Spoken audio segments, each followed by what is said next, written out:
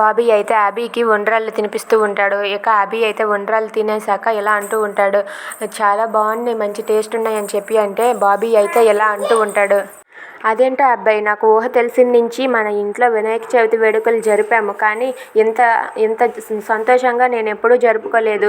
ఇలాంటి ప్రసాదాలు మనం ఎప్పుడూ చేయలేదు. ఇవి చాలా టేస్ట్గా ఉన్నాయి అబ్బాయి, నాకు చాలా నచ్చాయి. ఆ వంటలు చేసిన ఆవిడ ఎవరో కానీ మన ఇంట్లో కానీ అలాంటి ఆవిడ ఉంటే ఎంత బాగుండు అని చెప్పి బాబీ అంటూ ఉంటాడు. అది విని అభి అయితే ఏంటి బాబీ ఈ ఉండ్రాళ్ళకి ఎంతలా కనెక్ట్ అవుతున్నాడు అంటే, వంటలు చేయడానికి వచ్చింది స్వరాయేనా, నిజంగా స్వరాయ అయితే నేను ఖచ్చితంగా స్వరాని ఇంటికి తీసుకుని వస్తానని చెప్పి అభి అనుకుంటూ ఉంటాడు.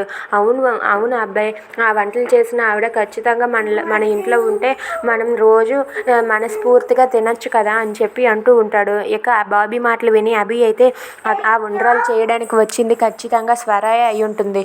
ఎందుకంటే తను ముసుగు వేసుకొని వచ్చింది, అందులోగా తను పడేసుకున్న పట్టీ మాత్రం నేను స్వరాకి ఇచ్చిన గిఫ్టే.